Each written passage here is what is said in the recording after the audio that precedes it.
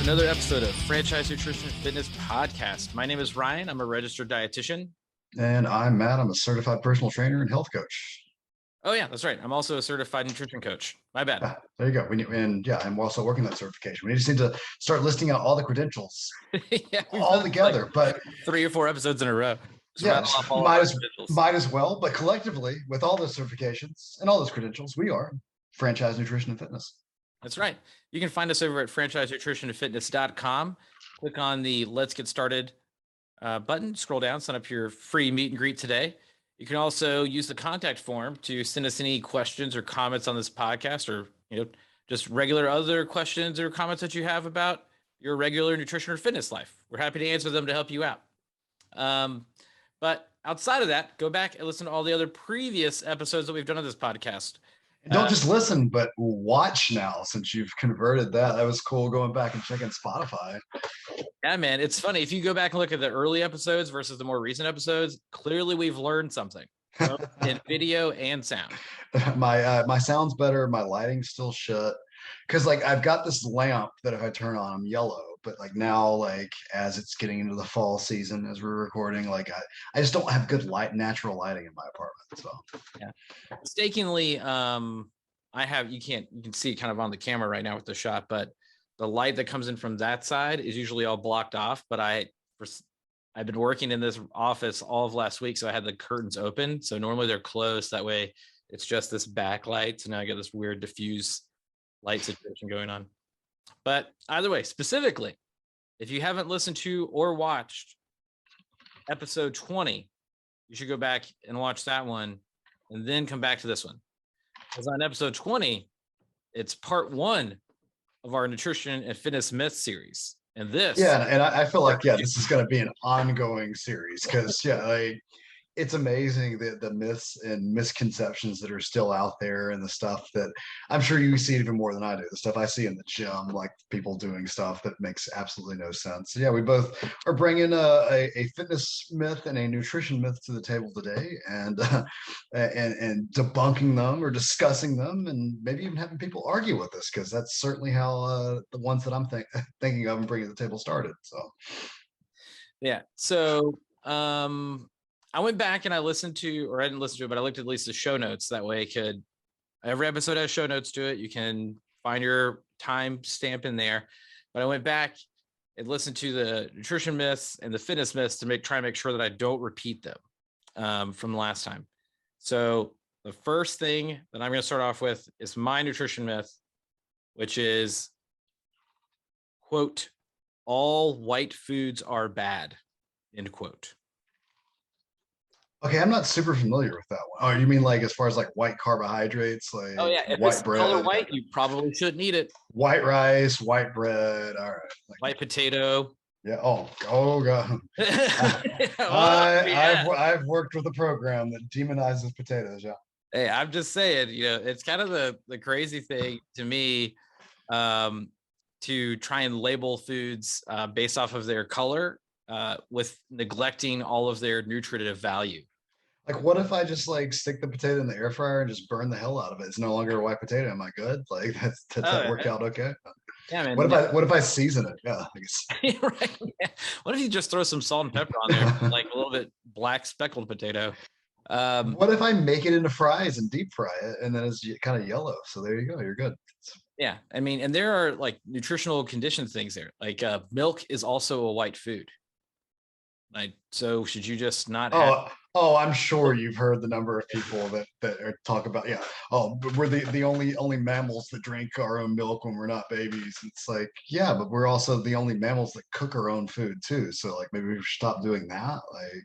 Hey, yeah, I'm just all saying, I don't know if anybody is similar to me and you grew up watching the X-Men, but everybody wanted to be a mutant. And here you are having the mutant ability to process lactose. You should probably use it. So if you're not lactose intolerant, milk is totally fine. Give me cheese, give me milk, give me ice cream. Cream, yes. Also, typically, white food, if you have regular vanilla in it. Now, if it's French vanilla, it's a little bit yellow. But either way, when it comes to white foods being bad for you, I feel like people try to do that in the other sense, where if you remove a large swath of food from somebody's diet, it may help them achieve insert goal. But you could still have potatoes. You could still have white bread. You just need to balance it out with other things, and then you can still have it. Yeah, I know you mentioned in a previous episode before. I can't remember what the topic was, but we talked about the number of whole grains you're supposed to have. Like, it's not like, hey, everything has to be a whole grain. It's okay. You can have a hamburger bun. You can have some Wonder Bread. It's fine. Yeah. Personally, for me, this is my own bias. Grilled cheese is better on like white Texas toast. All right, thick sliced Texas toast, grilled cheese, amazing. See, I'm weird. I like wheat bread on everything. Like, there's nothing I don't prefer white over wheat on. So, like, maybe society is just ingrained in me that that white bread is bad. Yeah, maybe it's deep in your psyche. But what's your nutrition myth for today, Matt? So, nutrition myth, as you saw on my personal Facebook page a few weeks ago, started with this. I commented about a fast food chain that I won't say their name, but they love putting out that they're all about clean food and clean eating and using clean ingredients. And I jokingly asked, what the hell is a clean ingredient? And there were people who attempted to explain it to me. Yes, I joked in that same comment thread that I wash my fruits and vegetables, therefore they are clean foods. Like, yeah, I mean, I make sure that my beer is nice and purified. Like, I have a clean Oreo right now. I didn't drop it on the ground, but yeah, like, so I'm a big proponent of the questions what and why. So, like, what is a clean food and why is it healthier than an unclean food? And nobody can ever seem to define that. First, what they really can't say, well, it's healthier. Well, why is it healthier? And like, well, it's just healthier. And I brought up in that conversation on Facebook, I was like, look at the macronutrients of some of the stuff on that menu of that restaurant. Like, it's higher calorie, higher fat, higher saturated fat, all the stuff that we demonize. It's simple carbohydrates. And the person arguing with me was like, oh, no. I'm not talking about those. I'm talking about it's healthier. Yeah. So how's it healthier? Conversation that I read word for word a lot of those comments off of that thread. And what came up was that it seemed that person was getting hung up on processed versus unprocessed. But then when I brought up that any food taken out of the ground has been through a process, they try to back out of that. Yep. So if you can't define what clean is as far as food, then there is no clean food. Absolutely. And I've worked with so many people in the past and present that they say, eating clean. Okay, define what eating clean is. Is that lower calorie? Is that God open up the store? Is it organic? Like, is it is it non-GMO? Like, is it all these things? Yeah, like and we could go on for that. So in a future podcast, I'm sure I start taking notes because this is like we'll go into that in another nutritional. We could do like a 10-part series on like on like GMOs and organic and all that fun stuff. Hours. But people would probably hate that. You'd hate that I would sit here and talk to you about the science of nutrition as far as GMOs and all of that. But people, I think we want to overcomplicate it. I think it's human nature that it can't be that simple. It can't be, and sometimes it's more complicated than this. I don't want somebody with like metabolic syndrome to email us and go, hey, you're full of shit. But like at the end of the day, it's calories in versus calories out. And yes, you want quality calories. And yes, we want to make sure we have structured exercise routines. But we don't need to overcomplicate it. Yeah. You should have a lot of nutrient rich foods throughout the day. So you should have, drum roll, 2 servings of fruit every day, 3 servings of vegetables every day, and 3 servings of vitamin D fortified foods every day. Those are all going to be nutrient rich, or you'll also hear nutrient dense, but I don't like that term. I feel like rich sounds like better. Yeah. Dense sounds like I don't want to like have that sitting on my stomach. Right. But rich though, all about those dollars. Us and Kenny Powers. So Dollar bill. But I think that's where people get hung up when they want to say that it's clean. It's that they're trying to say that they're eating a lot of nutrient rich foods, that they consume a lot of complex carbohydrates, kind of what you mentioned earlier, which would also be fruits and vegetables. And then they also consume lean meats that have gone through minimal processing. But I think that is the hang up where people are attempting to find clean, but nobody says that. Right. And like you said, like people get so hung up on processing and like, okay, well, what's the issue with processing? Like, I like a good lean ground turkey burger. Like, what's wrong with that? The only way that you could get, in effect, beef that has been not processed is if you went and you bit the side of a cow. That's the only way to remove all processes. As I mean, if you're wanting to do a true paleo diet, right? That's exactly what you would need to do. And if you want to do that, we'll talk about another episode. We go on and on and on. But like I said, I think that's where people get hung up a lot when they're thinking about clean. Now, conversely, on the other side of that, if you are trying to figure out what kind of foods that you should be eating, if you're trying to figure out should you eat more of something or less of something to help you reach your goal, sign up for a free meet and greet at franchisenutritionfitness.com.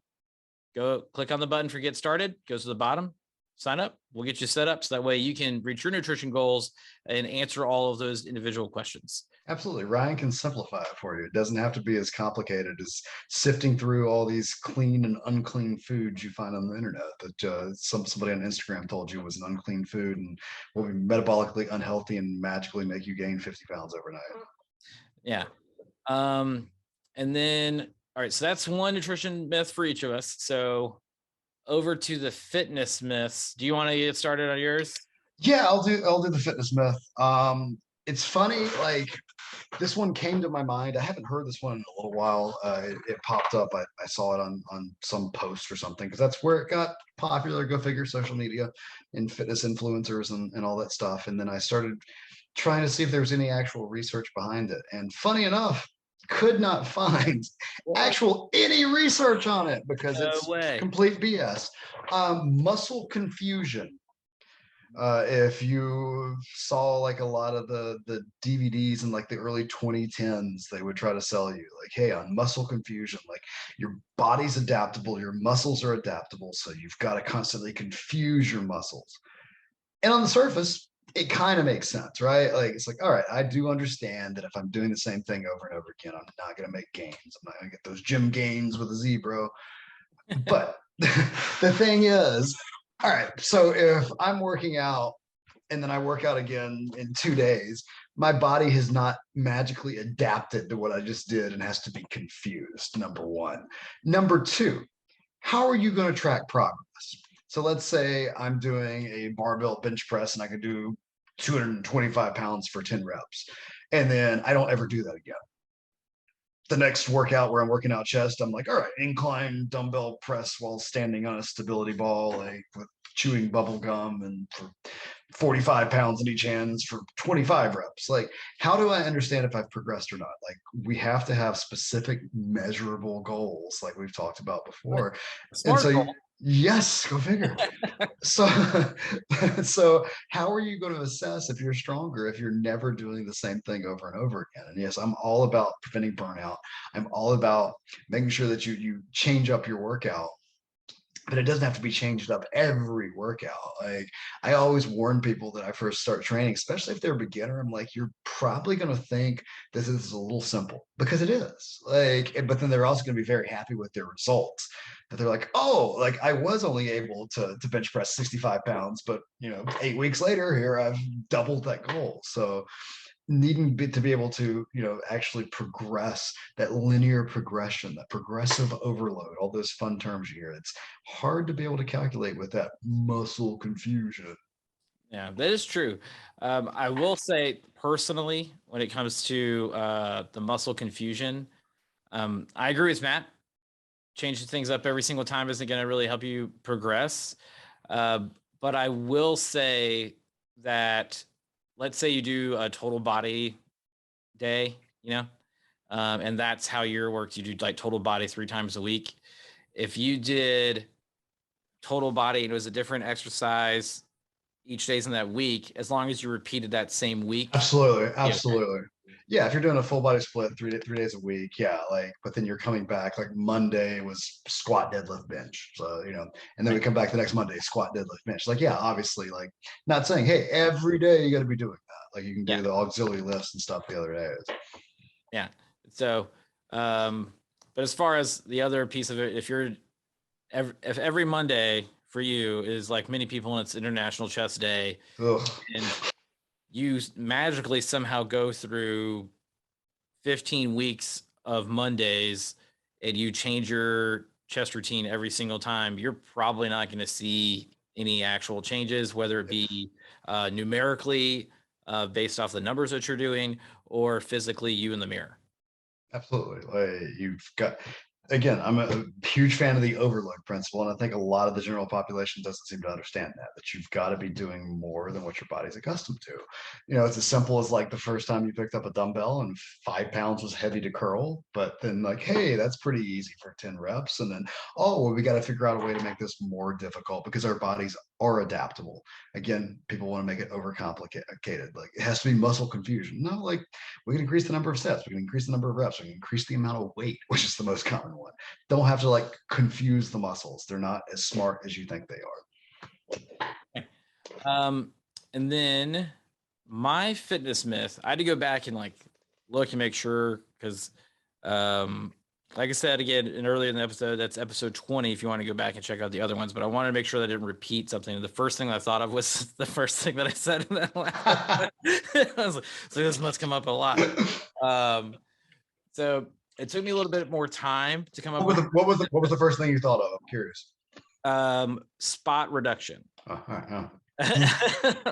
So, I actually literally just heard that from somebody today. So yeah, need to focus on some core exercises because they knew that that's where they contained most of their body fat, so they needed to do some core strength training. And so that's how I got to mine, because mine is you can only improve your abdominals through direct exercise. It's like crunches and the like. That is not true. I can't emphasize that enough. The joke that we used to make when we wrestled together, because people would ask me what I did for abs, I would say I laugh a lot and I do heavy squats. So people be so annoyed, like, what do you mean that's not true? You do like 1,000 crunches a day? No. If I did 1,000 crunches a day, I'd also have to somehow work in 1,000 crunch or 1,000 Supermans like every other day after that. So that way I can balance out those two muscle groups.